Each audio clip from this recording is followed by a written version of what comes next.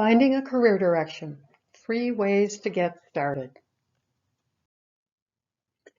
So, you're wondering what to do for a career after you graduate. Perhaps you even feel like this student. Lost, stuck, yes, no, maybe. Well, first know that you aren't alone with these feelings.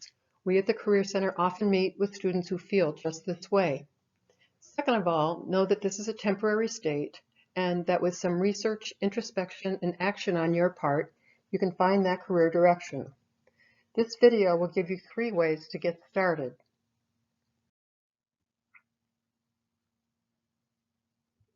What we're doing today is giving you some tools for finding a career that works for you. You probably won't be having any eureka moments, but after this video you will hopefully know ways to find and narrow down career options that could be a good fit. You'll learn how to create a short list of valid career possibilities that you can then research further. The 3 approaches we're going to use are first, identifying careers related to your majors. Next, developing career ideas based on your skills and interests. And finally, generating ideas based on what is called your Holland Code. First, when we meet with students at the Career Center, one of the most common questions we hear is, what kind of jobs can I get with my major? As an example, maybe you're a sociology major, and as much as you love your coursework, know that you don't want to become a sociology teacher or professor. So what else can you do? Knowing the common directions for sociology can help you identify possibilities that might work for you. So that's what we're doing with this approach, showing you some resources so you can see the wide range of opportunities related to your major studies. The first resource is from the Career Center website called Connecting Majors to Careers. This provides separate guides for over 70 majors, and each guide lists career fields and employers that are relevant in subject matter to that major. This is good for getting an overview of the types of industries you could work in and the job titles you might have. If, for example, you are an English major, your skill with the written and spoken word could be valuable in advertising and public relations, among many others. When you use this, just look for career areas that sound interesting to you and write them down to research later. Note that the URL for this resource is given on this slide. You'll find a link to it in the video's description, as well as for all other resources mentioned today. This next resource gets more specific. It gives you the actual job titles of Cal alumni who graduated in your major. This is from the Career Center's Career Destination Survey, which we do annually of all new grads. Here you can see both the employer and the job title of a variety of alum from your major. In this example, we see the 2018 survey of political science graduates. Now, this data does not represent all grads. Completing the survey is optional, so we don't capture everyone, but it can give you a good idea of the variety of careers that grads from your major have entered. So, as with the previous resource, you can review this information and write down any job titles that sound interesting, or employers as well. Some of the jobs may directly relate to your major, and some might not. Either way, you want to identify the ones that you are curious about. The final resource related to careers related to your major is LinkedIn, specifically the UC Berkeley alumni page, which is a compilation of all Cal alum currently on LinkedIn.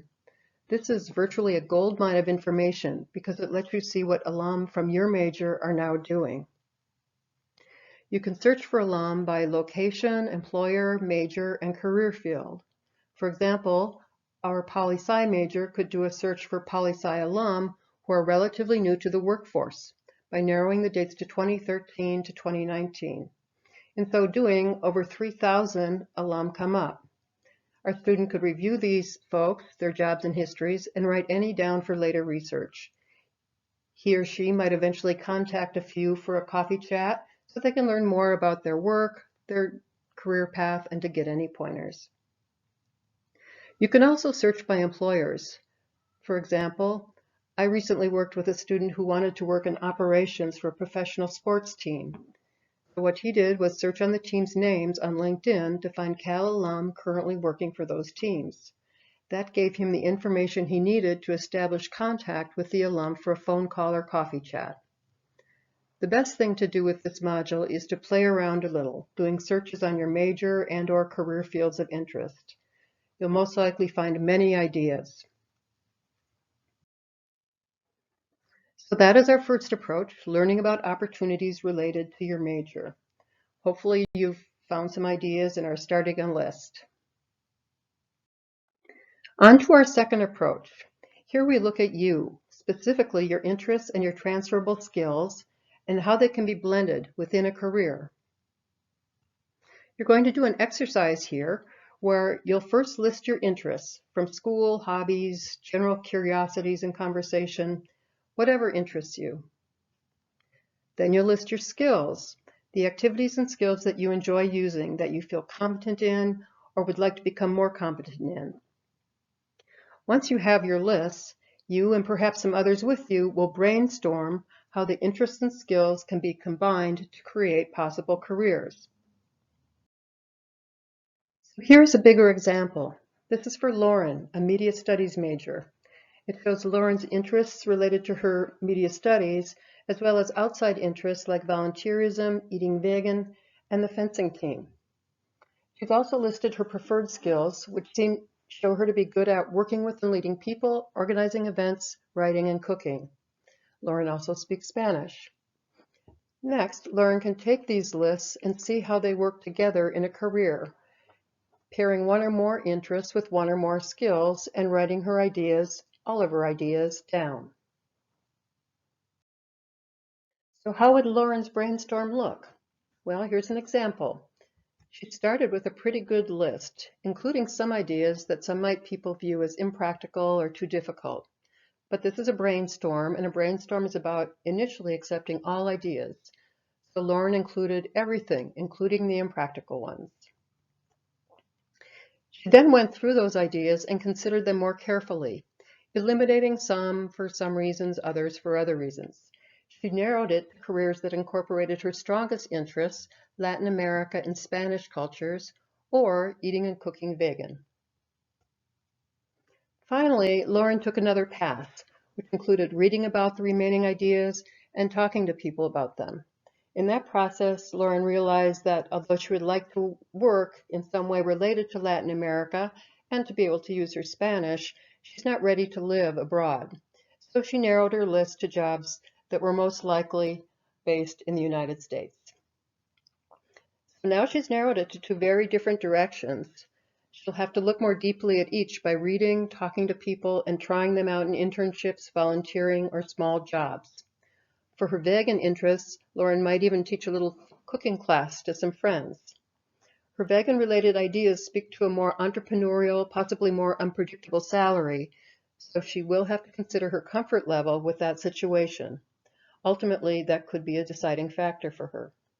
Or who knows, maybe she'll decide to follow both paths. The vegan work could be a sideline business, and the Latinx-related interest her day job.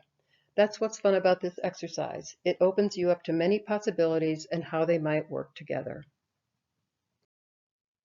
So now it's your turn. You can do this exercise right now if you wish. You'll first list your interests, then your skills. If you need ideas for skills, there is a great list at the web link at the bottom of the video in the description area. Once you have your lists, you'll brainstorm the blending of the two. If you can do the brainstorm with others, it will be best for generating the most ideas. Just remember that in brainstorming, you say yes to everything. You don't want to rule things out prematurely, but just allow the ideas to flow and write even the far out ones down. Without far out ideas, you wouldn't have things like iPhones today, right?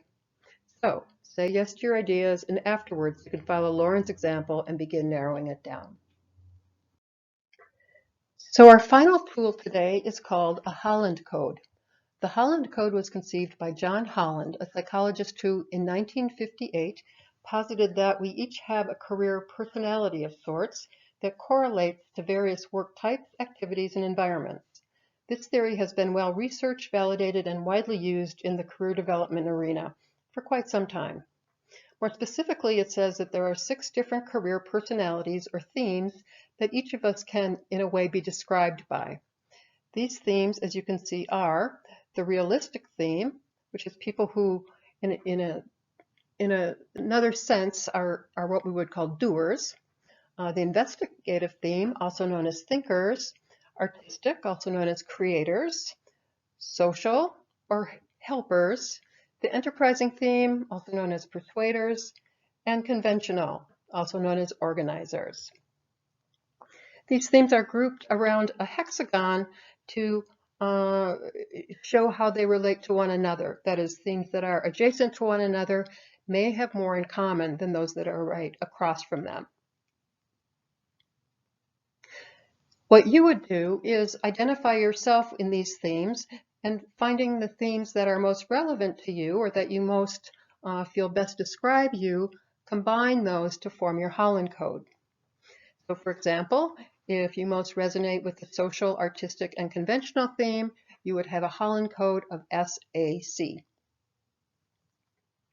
Occupations, by the way, also have Holland Codes, and we'll get into how that might relate to your own Holland Code in a minute.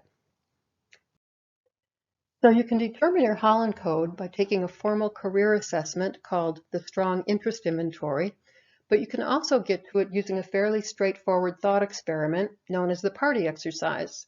And you can do this now with me or wait till later, but I do want to show you how to work it. So in this exercise, you're going to pretend that you are at a party in a 6-sided room. And each corner of that room contains different clusters of people, clustered according to their interests and their favorite activities.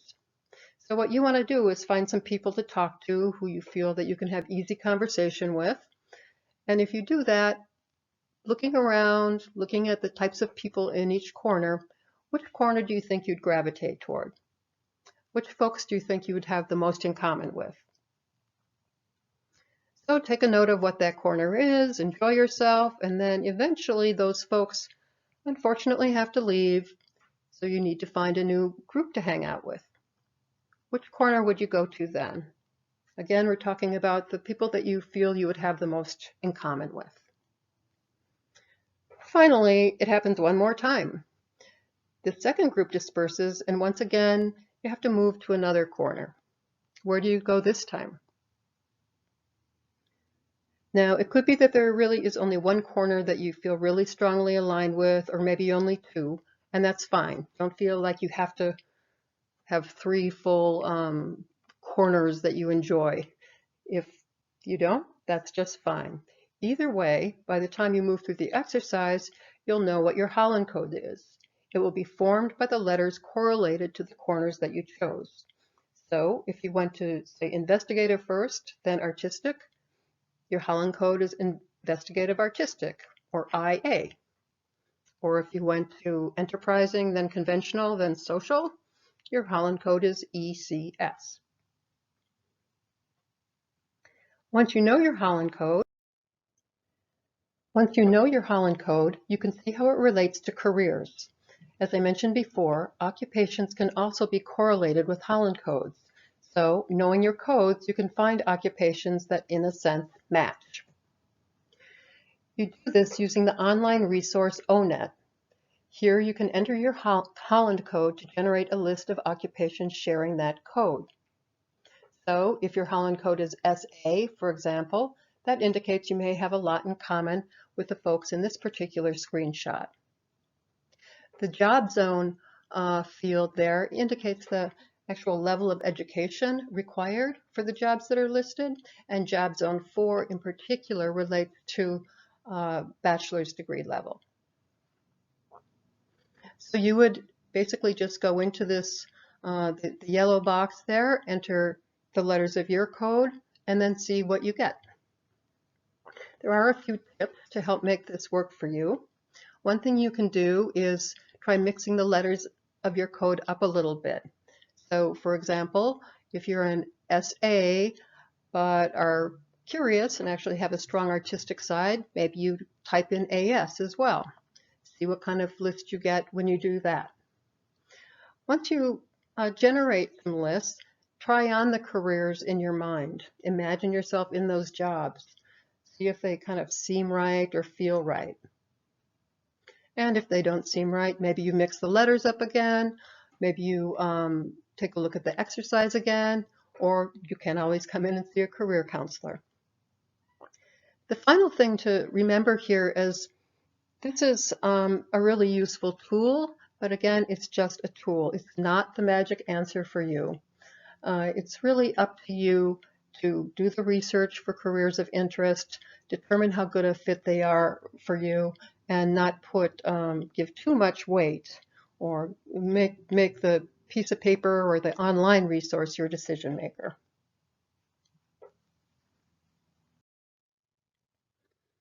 So there you have our 3 approaches to generating some career ideas. The next steps for you are to really, first of all, take a look at the careers you've generated, hopefully on a list, the ones that seem most interesting to you. Then go in and research them. You can use online resources, certainly talk to people who are doing them. Eventually you'll want to move along with the ones that you're really interested in and have an experience of them somehow, an externship or an internship. And finally, if you kind of feel confused about it, or if you're stuck needing to decide between a few, or even if you're not that far and just want some more help with generating ideas, come in and meet with your career counselor.